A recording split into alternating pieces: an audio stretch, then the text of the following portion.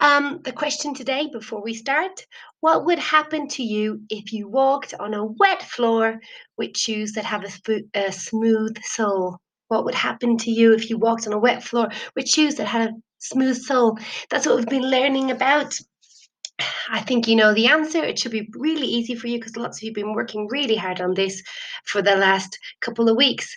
Okay, guys, so again today, our objective is learning to use the knowledge about forces and motion to answer some test questions. These are the last test questions. They're a little bit more tricky, but not that much tricky. I want to finish these off because there's no point in us going to review or to move on to something else if we don't have this knowledge, because we're going to need it for next year. So we're going to finish these off. It's not very exciting, but at least you'll know what you're missing, and you can give me a 3, a 2, or a 1 at the end and let me know how you feel about this topic that we've been covering for quite a while online.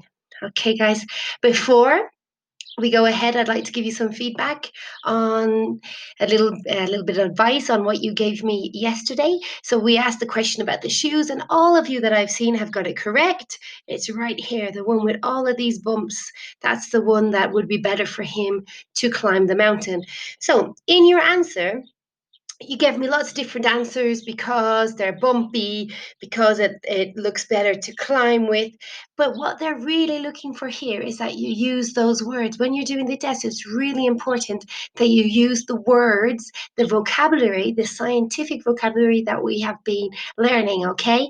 So a lot of you give me the correct answer, but you didn't use that word. And if it was 2 points, they probably wouldn't have given you the 2 points. In the Cambridge test, they would have given you the 1 point. But of course, if you know it, you want to get 2 points, okay? So I put the answer down here, and probably you'd have to use this word, friction. Because the sole, so explain your answer, because this sole is bumpy and has high friction, because this one has very low friction, this one has a bit more, this one has a bit more, but this one would have very high friction.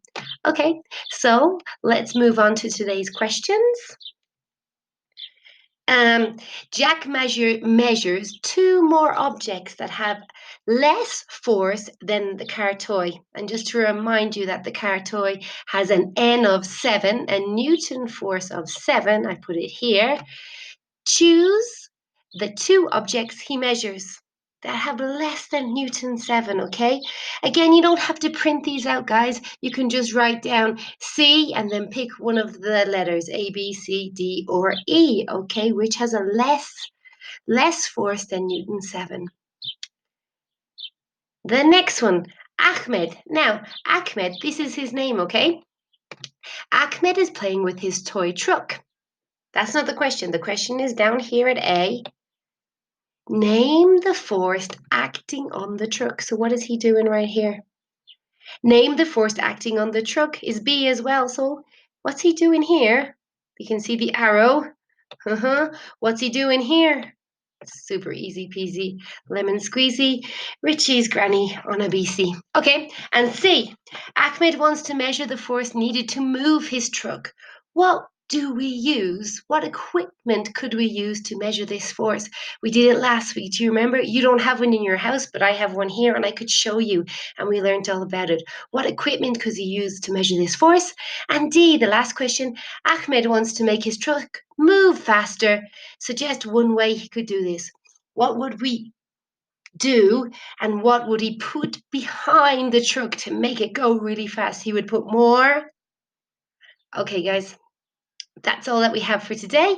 Enjoy the questions, and remember, give me a 3, 2, 1. So this is the very last thing we're going to do on forces. So remember to give me a 3, a 2, or 1 to tell me basically how you feel about the whole course, the whole topic that we've done. And next week we're going to be moving on to review. Okay, so that'll be fun, something new. Have a great day, guys. Bye bye.